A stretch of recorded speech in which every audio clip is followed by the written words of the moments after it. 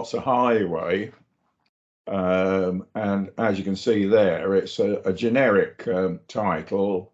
It includes carriageways, footpaths, bridleways, footways, restricted byways, byways open to all traffic.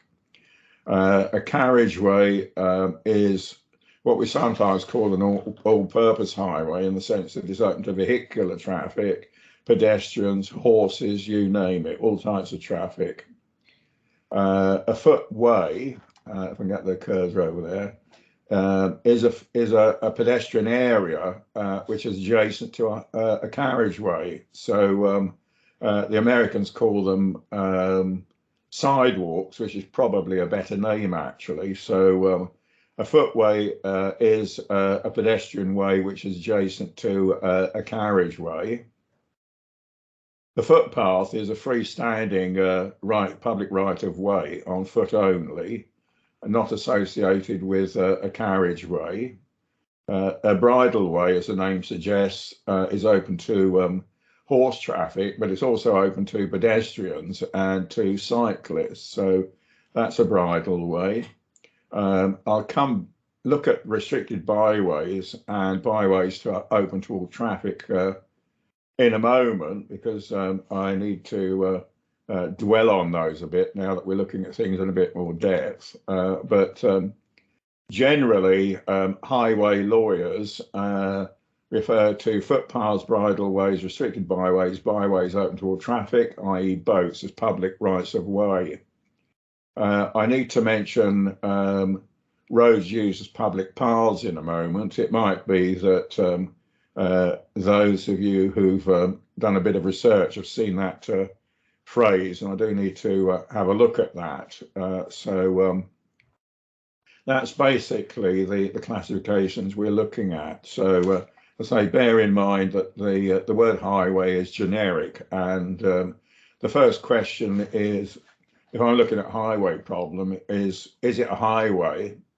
And the second question is, well, if it's a highway, what class of highway is it? And sometimes you get surprising answers when you actually apply the legislation. Okay, so what are the characteristics of a highway? It's open to the public at large. So if we have a way which goes to a church, a cul-de-sac or something, then it's difficult to see how this is open to the public at large for passage and repassage. Normally that would probably be a private way, and the classic case on that point is the Stonehenge case, which was determined in 1910, where it was held that Stonehenge was a cul-de-sac, and it wasn't a through route. People just went to the Stonehenge and went back again.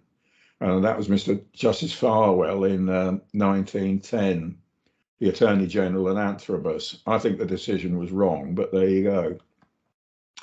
Public user must be as of right. Well, we'll have a look at that one in a moment.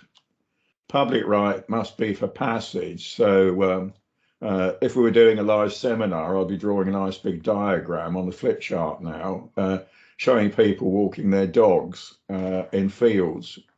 And of course, walking a dog in a field might give rise to town or village green thing, but people are not using the field for passage and repassage. Passage and repassage means going from point A to point B as a way, using the way in question as a conduit. Must follow a defined route. Well, again, we're looking at ways which are can be defined on the ground, and as I say, somebody who's releasing dogs into a field is not following a defined route. They're running all over the place. So those are the basic characteristics of a highway.